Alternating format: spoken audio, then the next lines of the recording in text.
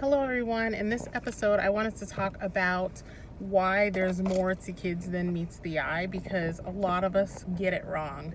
And I'm gonna attempt to tell the story without crying, because when it first happened, I couldn't tell the story without crying for a good month. But so once upon a time, in my classroom, I actually had this student.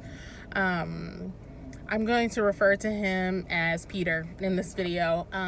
But Peter came up to me, and this Peter was a kid that fell asleep in class all the time.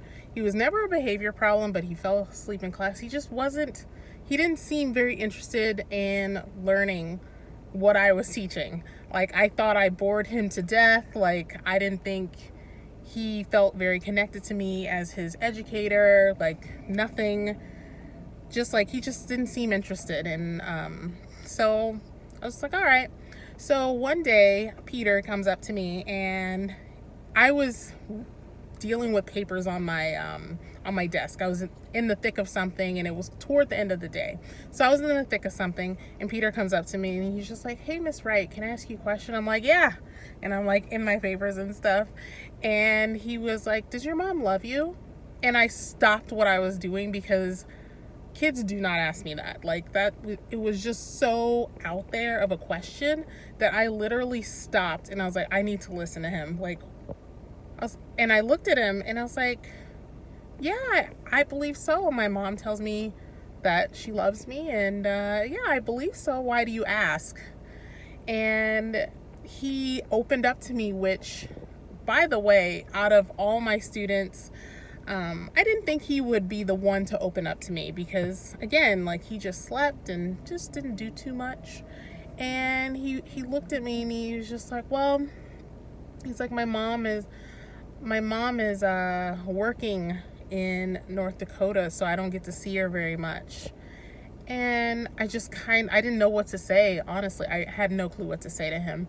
And I just kind of let him go and let him talk. And he's just like, yeah, I'm with my grandmother right now, and I miss my mom, and she's in North Dakota, and she said when the school year is over, I get to go see her, and I can go live with her.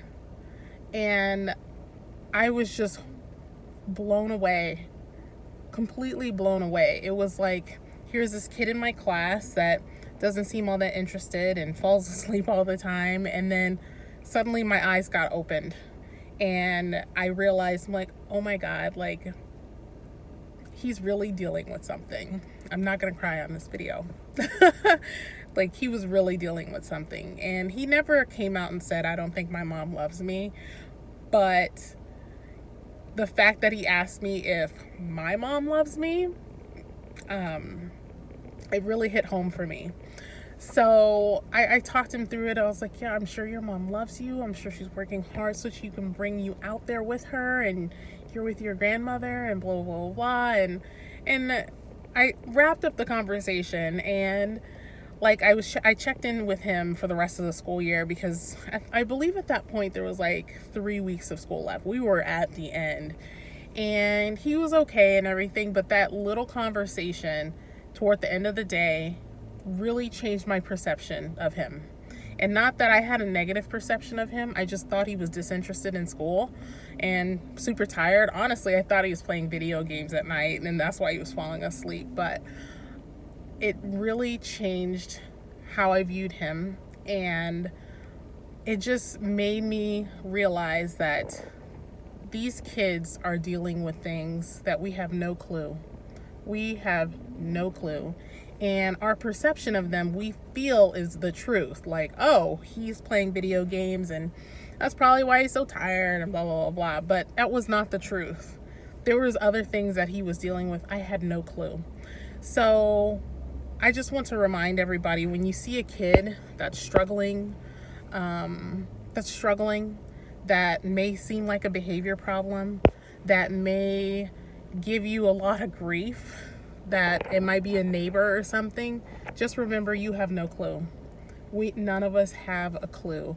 And I truly believe that even in that space, I couldn't do anything about his situation, but he clearly needed somebody to talk to. And he talked to me, and I was just a listening ear.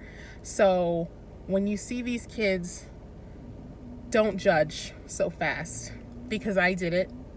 And honestly, I'm human. We're all human. We all do it, and we'll continue to do it. But I think it's important for us to be mindful, to realize like we have no clue.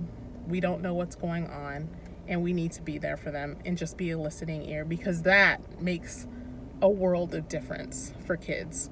Just the fact that they feel like they've been heard. So that's what I wanted to talk about today. I thought about him, my little friend Peter, but I hope he's doing great. And yeah, just remember that these kids, we have no idea what's going on, and just try to be a listening ear and be there for them. So I hope you're having a great day, and I'll see you tomorrow.